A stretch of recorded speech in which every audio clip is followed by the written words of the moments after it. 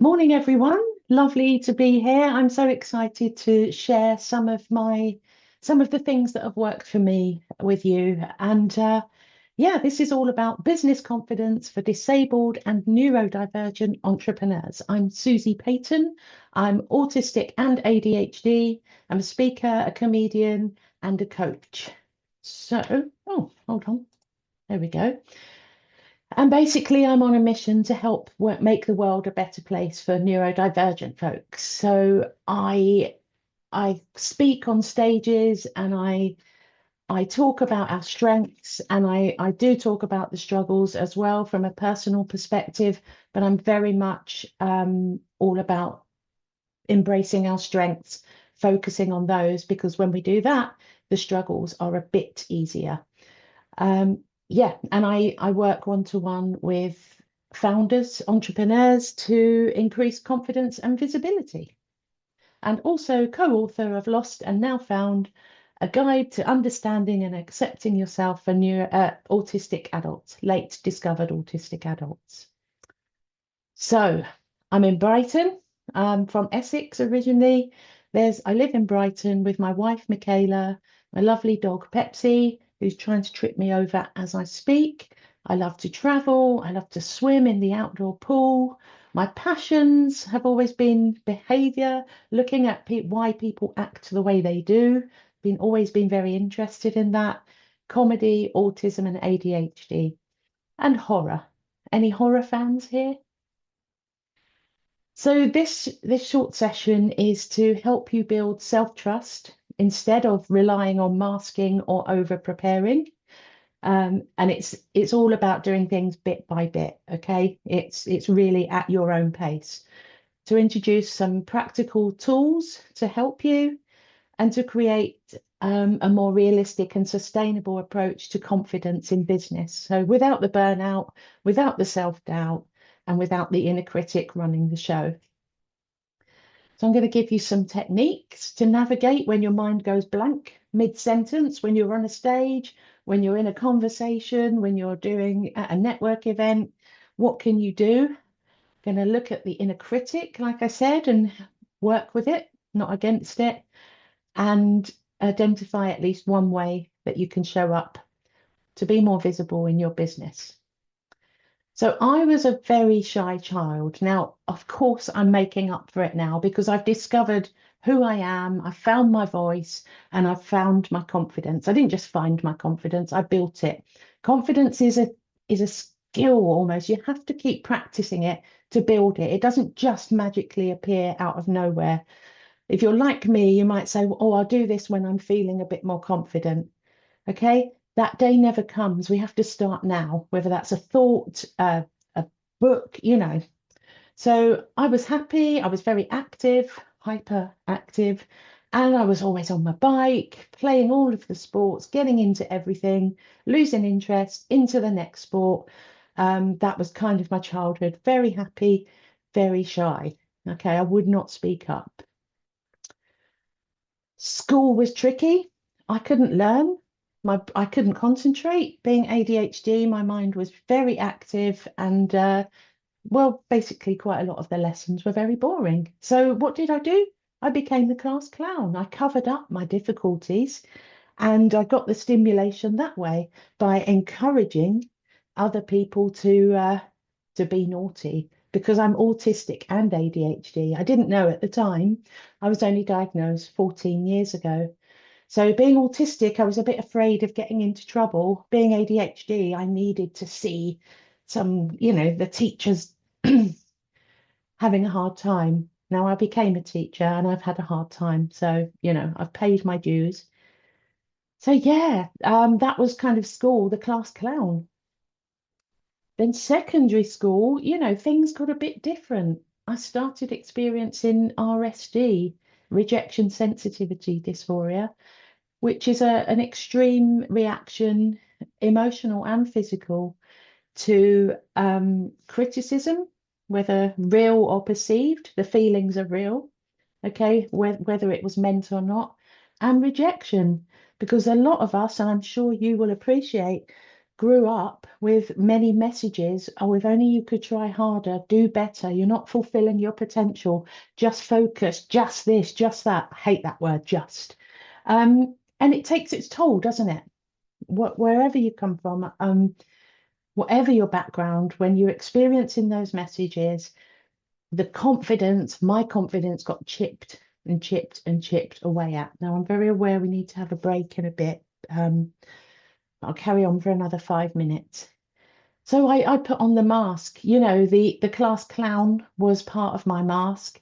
The other bits of my mask, this huge mask, was pretending I was okay when I wasn't. You know, how are you? Yeah, fine. But inside, not fine at all.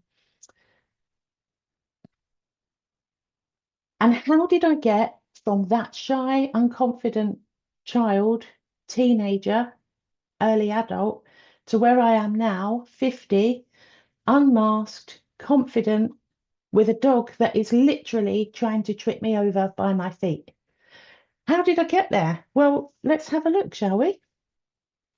And that's my alter ego, Polly Parton, in case you're wondering. Some of you may have seen her at a show or an event. She's the cousin of Dolly, and she sings a song all about being autistic and ADHD and the contradictions of that. She's a doll. So, number one, point one, look at all this information. What do you feel? What do you think when you see these messages out there on social media?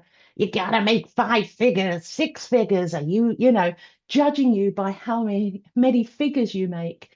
You just gotta be more visible. You gotta be more. I don't know why I've turned American. Excuse me if there are any Americans in the audience. Be more visible, just be consistent, niche down. Well, if you're ADHD, niching down is a bit of a challenge. And why should we niche down? Saying that, you can niche, which I have with confidence and visibility, yet still satisfy your need for, what do you call it? Variety, novelty. Oh, just push your comfort zone. Who here has been pushing their comfort zone the whole life? Do excuse me, I'm going to have to move my dog because it's disturbing. He's disturbing me. Pepsi, Peps, move over, darling. Come here. Come on. Good boy. Goodness me. Yes, lots of yeses in the chat. So, number one, traditional business advice was not created for our sensitive brains and our sensitive nervous systems. So if you, like me, I've done in the past, have tried to follow that, thinking, yes, I'm a good girl, I'm going to follow the rules and do the business advice, you may have felt burnt out. You may have felt less than. So what I want to really point out today is that we adapt and do things our way, right? So what are you already doing that works for you, that you've kind of scrapped that advice, the traditional advice? What are you doing that works for you? I'd love to see some of what you're doing in the chat. Animals and Zoom. Oh yeah, Pepsi. I thought, oh, Anna's doing animals and Zoom. Yeah. Take the advice and change it to fit me. Absolutely, Polly. Yeah. Follow joy and novelty. Yes, Meg. And that's the point of life, right? In my opinion, we follow the joy, we're happy, we're doing good things, and that is the whole point of life, in my opinion.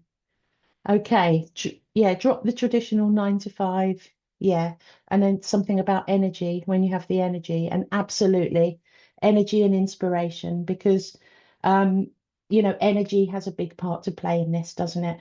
Sometimes I've set goals, I'm going to post 3 times a day for a week. Well, it's all great when I've got the energy to think that. Then I haven't, I have a bad night's sleep, and overstimulated, can't do that. So. Great, some really great answers there. Thank you. Number two, inner critic. Whose inner critic is getting in the way of their visibility and their confidence? So for me, it was saying things to me, don't post that, you will look silly. No one wants to hear what I have to say. So I don't post. This is old Susie. I kind of work with it now. What about giving a talk or in a training session? Oh my goodness, they yawned. They must have hated it. And these thoughts, the inner critic, because basically what it's trying to do is keep you safe and not doesn't want you to do anything different. So it thinks if it talks to you like that, you're just going to stay the same. But of course, we don't need to be kept safe so much. Now, that's easy to say if you don't feel safe, if your nervous system is overworked from years and years of perhaps trauma, these microaggressions, the looks, the rolling of the eyes, just try harder. It's not going to feel safe straight away. So what can we do? Check out the chat. Polly, change the script. Yeah, yeah, and how to speak out. Absolutely. So I can't even do public speaking. Yeah. Okay, Samantha. So, that's likely your nervous system, like, no, this is too much. It's under threat. So what's really important here is to realize it's not a flaw. Okay. If you're if you have a fear of public speaking or you do it, but you feel you need to lay down for 2 days afterwards, sometimes that's because it feels like a threat and your nervous system has had its limit. So what can we do? Self-compassion. That's what we can do. Okay. And that comes from us. So we can't spend our lives looking outside of us for validation. Yeah, it's nice if someone says, oh, that was a great talk. And if you want to say that after today's talk, please do. I don't mind. But it's not hanging our whole self-worth on other people's opinions. It has to come from the self. So I'm very aware of the time. We need to have is it a 5-minute break, Gemma? Yeah, that would be lovely, Susie, if that's okay. Yeah, that's fine. So it's almost 20 past. So 25 past, everyone back? Brilliant. Thanks, Cool. Susie. Thank you. Everybody, if you need to grab a drink, stretch your legs, we'll stop talking so Chris can stop signing. And we'll see you back at 25 past. Thank you. Thanks, Let's, Susie. let's carry on. So self-compassion. Yes, the key, the golden key. So for me, something that's really helped me when I've been really intentional about this, and it is something you have to get intentional with. It's not something you can say once and then hope that everything will have changed. We're unlearning years and years of our inner critic running the show, thinking it's the truth when actually it's not the truth. It's that part of the brain which we need that's trying to keep us safe. So I've started changing my relationship with it. And I say things like, thank you, inner critic, or something I call it ego or inner critic. I use those terms interchangeably. My client gives it a name. I won't tell you the name, but sometimes people give it a name to create that distance. So thank you, inner critic, but I'm okay, and I'm going to post this. We will be okay if people like it or not. So it's taking that control and not being so overly concerned with the outcome, if people like it or not. I post on LinkedIn, hardly any engagement, but a lot. Most of my speaking engagements come from LinkedIn. The people that are booking me to speak, they're not engaging on LinkedIn, they're using it like a search engine. So it's letting go of that outcome. And I know I've read in the chat, some of you are doing that, which is amazing. Thanks for trying to keep me safe, but I know I have things to say that are worth hearing. People need to hear what I have to say. And it's taken quite a few years for me to really believe that. So sometimes when you start saying these things, it can feel a bit fake and a bit false. I would say trust in the process, trust in yourself, because what happens is the brain starts to get the idea, the body catches up. And like I say, it needs to be intentional. It's no good just thinking it once and like, oh, that didn't work for me. That's what I used to say about things. Um, yeah, they did yawn in my presentation. And do you know what? We're humans, we do yawn, and it has nothing to do with my worth. They might have found it boring, and that's okay. My worth is I am still worthy. Okay. So it's not about finding reasons. Okay, they yawned because they're tired. They yawned, because then you're giving all the power back to that person who, you know, goodness me, was just being human. It's about, but I'm okay. This is how we build this foundation of confidence. And I've been reading the chat, and I know a lot of you know this too. Um, so this is when everything started to change, when I got intentional and I started reassuring it. Some people, say that they're reassuring their inner child. And yes, for me, I believe that's true because I felt for a lot of my early years, I didn't have a voice. So of course that part of me is going to be shrinking and like, no, don't do it. So it's like, we're okay now. That was then, this is now, and we are okay.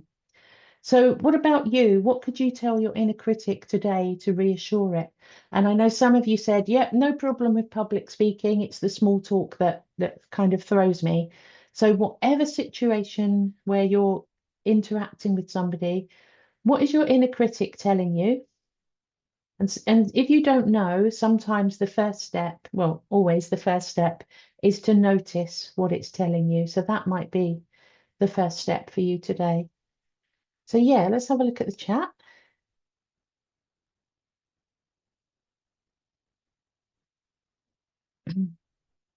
I call my brain Brian. I'm usually telling him to something off. Yeah, so this is very good, Kathleen. What I'm asking you today, what I'm inviting you today is to reassure it, treat it with care and nurture it and see if things change. And I'd be really interested to hear.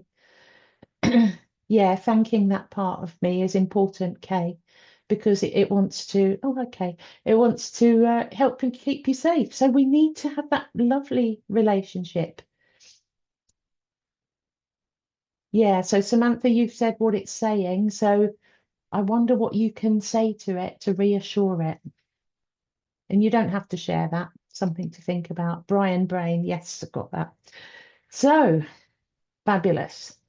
So, part three of my talk then. What about when you are mid-sentence and your brain goes blank? So, for me as an ADHDer, this happens every talk I do. When I'm on the stages, oh, yeah, it's just happening now. It seriously is. It happens all the time. So, years ago, I would have got really, I would have felt ashamed, would have felt embarrassed. But that doesn't really help because what that does is it shuts the brain down even more. So I've been doing comedy improv for 17 years now, teaching it, performing it. And what improv has taught me is to accept the situation that you're in right now. So what I do when this happens is I acknowledge it and I mention it. And then what that does, the audience is sympathetic and they help you out. So it's very different to kind of trying to pretend it hasn't happened, and then your brain gets, into a right old tis was, that's a good word, isn't it? And yeah, owning it and accepting it and being honest. Honestly, it's the most powerful thing that I have learned and practiced. So I I try not to script too much because, when I mean it still happens, being autistic, I've always tried to plan ahead what I was going to say.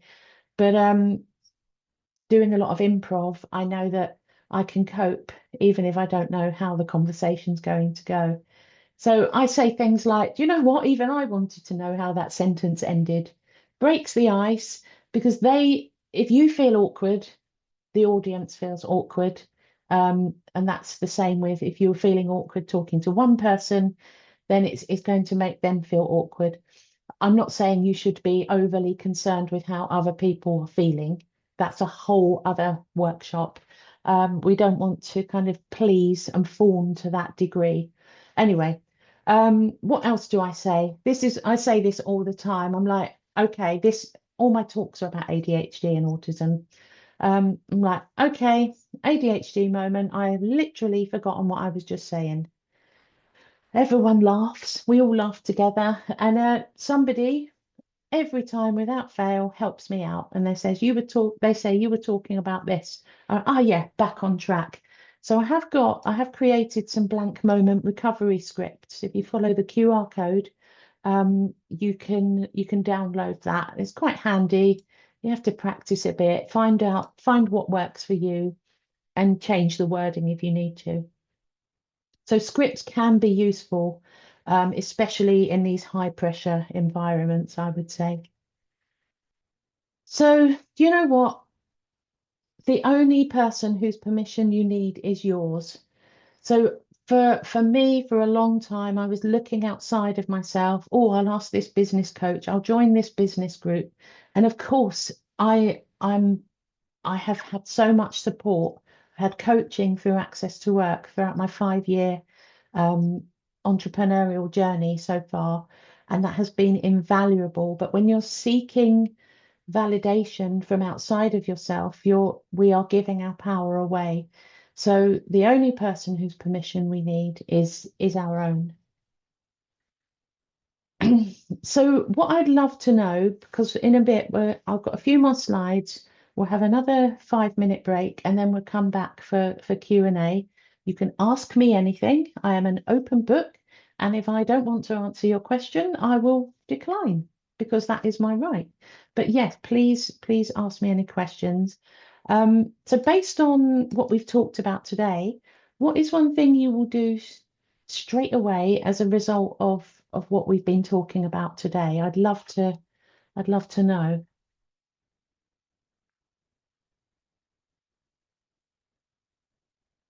Try and be nicer to Brian. Yay! Let me know how that goes, Kathleen. I'm really curious to, yeah, get those scripts definitely, and create your own if you need to. But I think the whole point is to own it, accept the reality of what's happening in the moment, which is what improv teaches you to do. And this is what I do for my one-to-one coaching. I combine coaching and comedy improv. Now, you don't have to be a funny person, excuse me. You don't have to be quick-witted. I know some of you in the chat have done some improv with me. What you need is an open mind, a bit of curiosity, and a sense of fun. Because improv is not only fun, it helps you to be in the present moment and recover when things don't go to plan. It's amazing. Yes, Kathleen, you're great at improv. It was fun, so much fun. Kinder to myself. Now, Keris, I'm not sure I'm saying it right. This is the thing. It's when we can be kind to ourselves when we're in the middle of a mistake, that is when you know things are shifting. So yes, practice it at all times, but when you're in the middle of a mistake, that is the beauty of it, and you will feel the shift. Yeah, acknowledge the voice and oh, where am I going? Have another go at speaking. Yeah, yeah, and if fully owning my mistakes without shame or over apologizing. Oh my gosh, yes, absolutely. These are fantastic. All right. So before we go for a break, let's connect if you want to. I'm on all social media platforms. Feel free to friend me on Facebook as well. If you go to that QR code there, I've got loads of free resources. I've got a podcast as well with interviews with other neurodivergent folks, and they're always very uplifting and empowering. So do check that out. Yeah. Okay. I think we're doing good for time. So 37. So another 5 minute break, Gemma, before Q&A. Yep, sounds good. Brilliant. Thank you, Susie. What a great session so far. I hope you're all enjoying it. The chat has been some really lovely comments in there. I don't know if you saw that one just then, Susie, but Cara saying today might be the day she starts a small business journey. She's been too anxious until today, Oh um, my God. which Yes, is do it. really lovely. And I loved as well, was it? I can't think the lady's name. Kathleen, helpful to think, would I let someone say that to my friend, which is another great point as well. So lots of lovely insights. Um, Yeah. Just a quick one before we do go into the break. If you've got some questions that you'd like Susie to look at after the break, please do pop them in the Q&A box so that we've got them all in one space. So maybe have a little think whilst you have your break. And if you have got some questions, pop them in there. But yeah, let's have another 5 minutes, another stretch, another refresh, get a drink. And we'll see. I can't 5 on to 37 will throws my brain. So 42, it'll be yeah, we'll give you a shout when we're back, but 5 minutes time. Enjoy your break. Right, welcome back. I hope you've all enjoyed the session. Like I say, there's been some really lovely comments, and it's great to see people connecting and chatting in there. And thank you, Susie. It's been so informative, and it's I think it's really important. I know we said this at the beginning, but lots of people finding this really useful. So thank you so much. Oh, good. Let's go with the question first from Mary. So people focus a lot on the challenges of being neurodivergent. What would you say is the biggest benefit that it gives you? So for me, it's, and everyone is very different. For me, it's my creativity. So once I found comedy improv, and I do stand up as well, but improv is where it's at for me because it is so creative. So if you don't know what improv is, it's basically making short scenes up on the spot in the moment with no pre-planning and no script. So that can sound a bit, but there are rules to it. You listen, you accept and say yes or yes and you commit. So if I'm in a scene with you, Gemma, and I say, oh, Jeremy, you look lovely today, you accept that you're Jeremy and you're like, oh, well, thank you, Marjorie, if you wanted to speak like that. So it's a bit scary at first, but actually it's so freeing and liberating. So for me, to combine all of these things, my speaking and comedy, my coaching and comedy, I think that's what's great about me. That's brilliant. And actually, when you mention improv, like you naturally think about comedy, and that's what I naturally think about. And then, but actually, in general conversational situations or networking, that's actually a really handy skill, isn't it? Because it doesn't have to be funny, but it's having that ability No, to come back with something and carry that conversation on without you just sort of drifting into an awkward silence of everyone feeling a little bit uncomfortable and not really sure where to go. So, yeah, absolutely. And also knowing that it's not, I always thought it was my responsibility to fill in these blank, awkward moments. yeah. So then I'd panic and then quite often say something a bit random or like afterwards, why did you say that? So it's about taking that breath and being in the moment and not feeling responsible for everyone around you. Thank you. Brilliant. Okay, for Melissa. And any recommendations for peer mentoring, accountability partners, or skill swap that is structured enough, personal enough, and not overwhelming with choice, like Flown? I don't know what Flown is. I don't know if you do, Susie. Yeah, so it's I think Flown, is that the body doubling website Cool. thingy? Yeah, so I mean, come to my group, um, the Visibility Playground group, because I'm going to be doing some networking. I'm going to be doing all sorts in there. Somebody called Maddie Alexander Grout has a great group where she offers a lot of that stuff. So she could be somebody to look at. Um, and kind of mentoring, I am actually down as one of the mentors, aren't I, for is it Yeah. the Lloyd's mentoring? It's the Lilac Centre in partnership with Lloyd. So yeah, Susie is one of our Yes. fabulous Yeah. mentors. So So if you want to have some mentoring by myself, then I suggest they get in touch with you. Is that right, Gemma? yes, there are. I'll find a link. But there are links on the Lilac Centre website. And we have spaces available each month for people to be matched with a mentor. All the mentors on the program are disabled or neurodivergent, so that there's a lived experience alongside business mentoring experience as well. So I'm just going to what I'll do is I'll just put the Lilac Centre website link in the chat, and then on there you'll find information on the mentoring and also previous webinars and things. The recordings, as they're made available, are all shared on there, so you can watch back anything you might have missed. Yeah.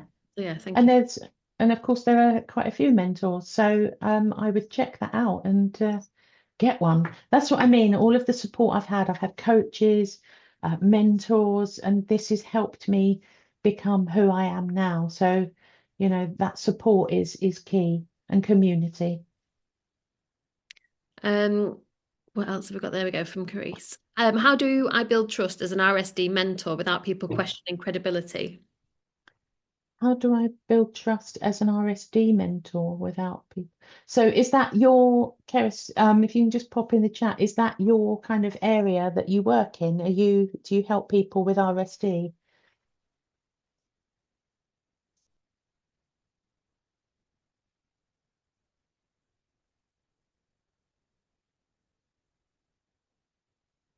Have we got an answer? My Yeah, chat's gone yeah, weird now. yeah. Yes, I began it recently through lived experience. Oh, fabulous. So, great. What a thing to help people with. I mean, absolutely. So how do you, hold on, I've lost the question now.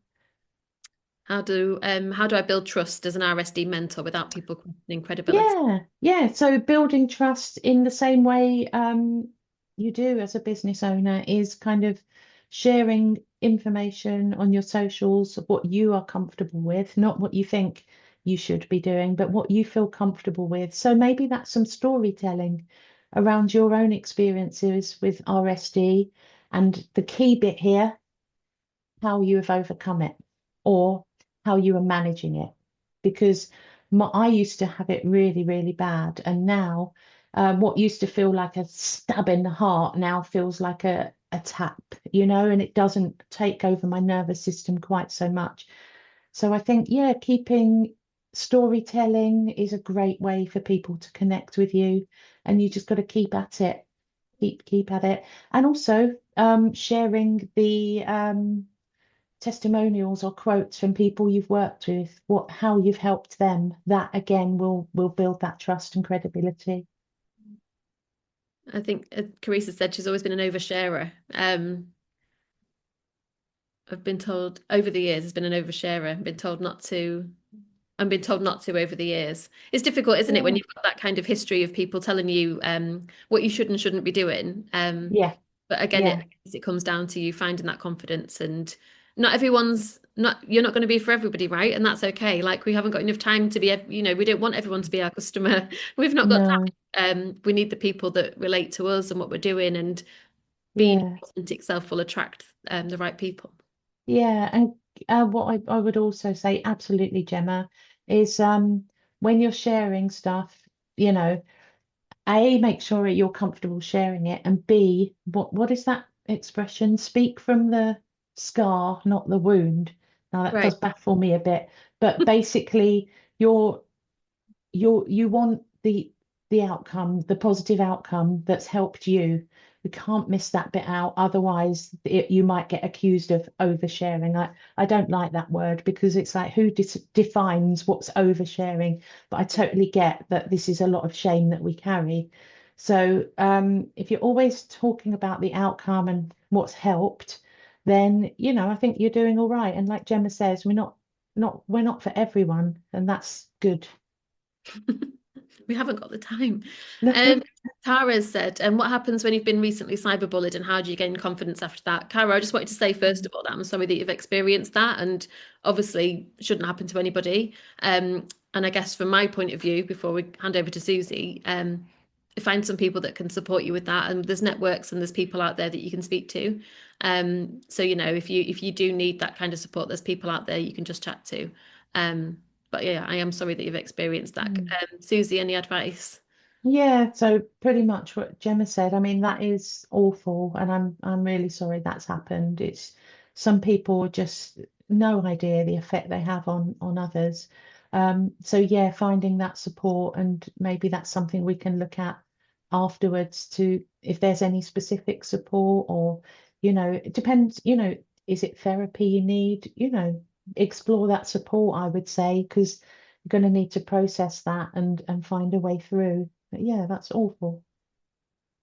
I think I think as well, just knowing that there's free support out there in whatever form that looks like. So I can speak to what we offer. So I've shared the link into the chat. We've got an online networking group on LinkedIn that is designed for disabled and neurodivergent founders. There's over 500 people in there now, which I know might sound a little bit overwhelming, but it's not too super busy, but it's a space where you can connect with other people. You can share things that are coming up. We share opportunities and things that are events and things that you can take part in. So that's always an option. The mentoring obviously is available. And we often have in-person events as well or online events. So just come into those kind of things and meeting people face to face, like Suzi, who's often at events. Mm, Just so you can, build those connections and find people that you can reach out to for a coffee online or whatever that looks like and whatever works for you after mm, something. Anna, let's see what Anna said. I sent my daughter a saying the other day. She struggles with RSD. That said, you may be the colour green, and no matter what you do, some people prefer the colour blue. So they will never like or appreciate your green, but there are plenty of people who love the colour green. Then those are your people. And I think mm, that's perfectly put, right? It's okay. People, I mean, it's not okay to not be kind and it's not okay to bully, but we don't have to agree or get on with everyone. That's fine. Um, yeah, I find it lovely. hard to get to in-person events as I live with EDS too. Mm, Yeah, thank you for that, Sam. We do try and make as many events as we can accessible online, or we share recordings where we can. Certain events we can live stream, but we definitely do take that. Um, we do bear that in mind with events, and always, we're always keen to share whatever we can. So please don't. I apologise that you can't get to all the events, but we do try to make as much as possible available online. Any more questions for the lovely Suzi this morning? I, I Last just shout. wanted to say something. I was looking through the chat in the break, and somebody, forgive me, I can't remember who, said, what people think of us is none of our business, or something like that. That's a And wonderful quote. yeah, and it's so true because what anyone thinks or says about us, it isn't about us at all because people are looking at you through their lived experience, their lens, their personality, their early experiences, their life experience. So they're not looking at you, they're looking at their version of you. So once there was a book, The Four Agreements by Don Miguel Ruiz.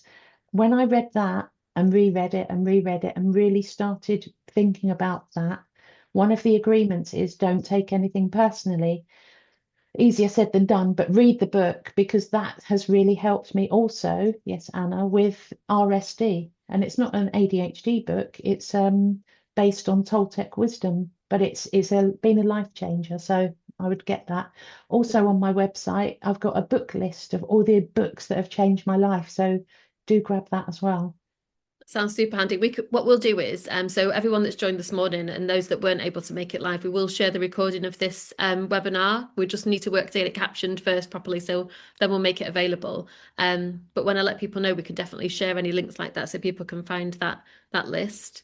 And Sam's just asked if you need an official diagnosis to access the mentoring. No, from a Lilac Centre point of view, in general, we don't check for diagnosis. If this speaks to you, and you are experiencing that need for support through being neurodivergent or disabled, then that's you apply for it. We work through that. We're not checking boxes. We're not looking for diagnosis, formal, informal, whatever. If this is relevant to you and is useful, then it's available. So just to let you know. Um, but yeah, I think a few more comments. So I think we're going to wrap that up. I think so many useful points today, Suzi. Thank you so much. Thank you everyone for being so involved in the chat, for the questions, and making it a really interactive session. It's always nice to see the comments and really nice to see that it's making a difference. Suzi, you've been wonderful as always. Thank you so much. Chris, you've Thank been you. fabulous as always. Thank you so much. And like I said, we will share the recording as soon as we can. So we'll make sure that you're aware of that when it's shared. And please do visit the website for any more information. The book, was it The Four Agreements, Suzi? You said the book. Yes, the Four Agreements, Don Miguel Ruiz, and I'm just putting that in now. Okay, brilliant. We'll pop that in the chat. But when we share the recording, I'll also make sure you've got the links Ah, to. thanks. So brilliant. Yeah. Thanks so much, everybody. Have a brilliant rest of your Tuesday, and hopefully we'll see you really soon. Thank you.